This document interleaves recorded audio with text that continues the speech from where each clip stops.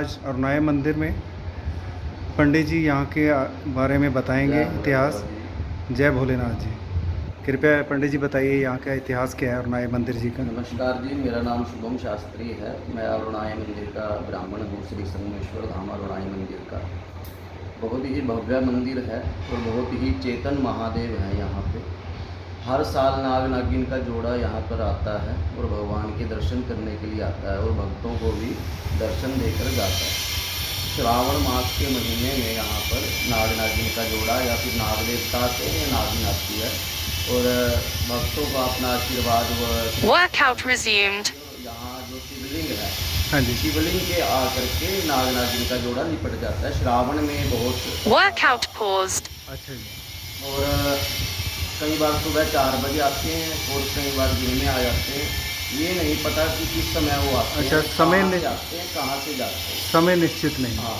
और शुरू से यहाँ पर आ रहे हैं। हर साल की आपको यहाँ पर फोटो मिल जाएगी नाग नागिन का जोड़ा की। अच्छा जी। दूसरा यहाँ का इतिहास ये है कि यहाँ पे सरस्वती तीर्थ पृथ्वीदक तीर्थ है।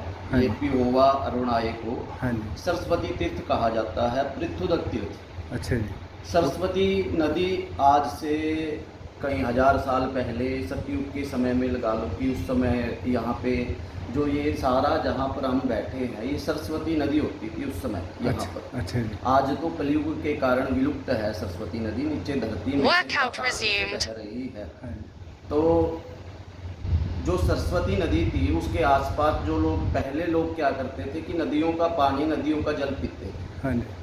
और अपने कपड़े धोते थे आसपास। वो सिर्फ नदियों Workout पर ही pause. निर्भर थे क्योंकि उस समय पे ये बोर वगैरह नहीं होते थे, बोरवेल वगैरह। जो और लोग रहते थे हाँ। वहाँ पर बस वो अपना नदियों पे निर्भर थे, वहाँ पे स्नान करते थे, हाँ। जल पीते थे, साफ होती थी बिल्कुल। हाँ जी।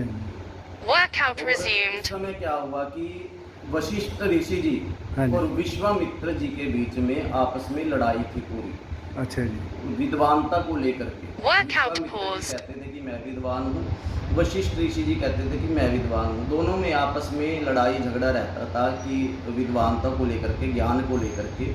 तो इस वजह से क्या हुआ, वर्कआउट रिज्यूम्ड।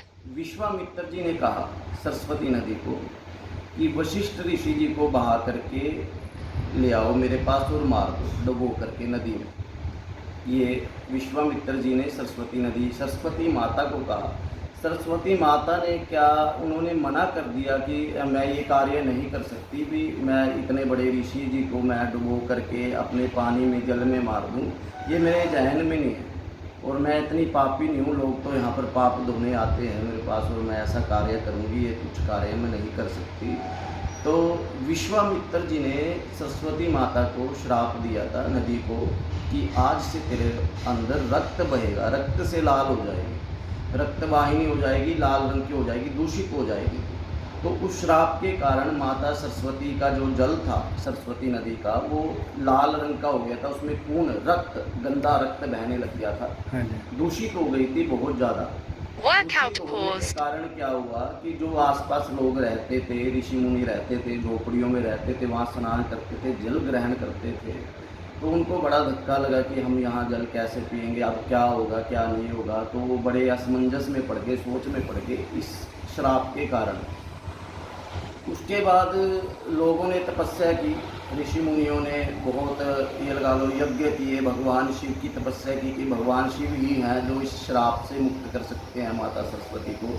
माता सरस्वती ने तपस्या की भगवान शिव की, तो भगवान शिव जहाँ पर ये शिवलिंग है संगमेश्वर महादेव, हाँ जी। वहाँ पर नदी के Workout बीच से प्रकट हुए resumed. भगवान शिव साक्षात स्वयंभूलिंग में, पाताल से लेकर के ऊपर तक, अच्छा जी। जहाँ पे Workout paused. एंड नहीं है, नीचे धरती तक नदी के बीच में से प्रकट होकर के भगवान शिव ने जो सरस्वती नदी में रक्त बह रहा था, गंदा जल बह रहा था, जो भी कुछ गंदगी थी वो सारी अपने अंदर संभाली, सोख ली, शुद्ध पवित्र कर दिया। अरुणा और वरुणा नदी का अपनी जटा से निकाल करके संगम करवा दिया सरस्वती नदी के साथ भगवान शिव ने प्रकट होकर के स्वयंभूलिंग में।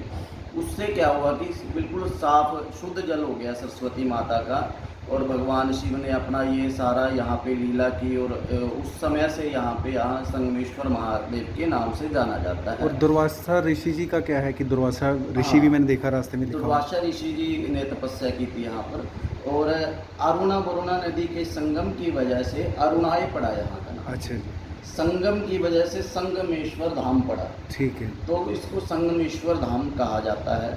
भक्त बहुत दूर दूर से आते हैं, पंजाब सारा आता है, राजस्थान से भी बसें भर के आती हैं, महाराष्ट्र से भी, और हर महीने यहाँ पे कृष्ण पक्ष की त्रयोदशी को मेला लगता है, हर महीने। ठीक है। और मेला लगता है, दुकानें लगती हैं, बहुत दूर दूर से लोग आते हैं। डेली यहाँ पर रुद्राभिषेक चलता रहता है। अगर किसी व्यक्ति की जीवन में कोई दिक्कत आ रही है किसी भी प्रकार की, यहाँ पर अगर आकर के रुद्राभिषेक करवाए तो तुरंत ही अगले दिन से महादेव फर्क दिखाते हैं उसको, उसके जीवन में। महामृत्युंजय अनुष्ठानों के काल सर्प की पूजा, ये सब यहाँ चलती है। ठीक है पंडित हाँ जी, धन्यवाद पंडित हाँ जी। जी, जय श्री राम, जय भोले बाबा। जय भोलेनाथ, जय महादेव।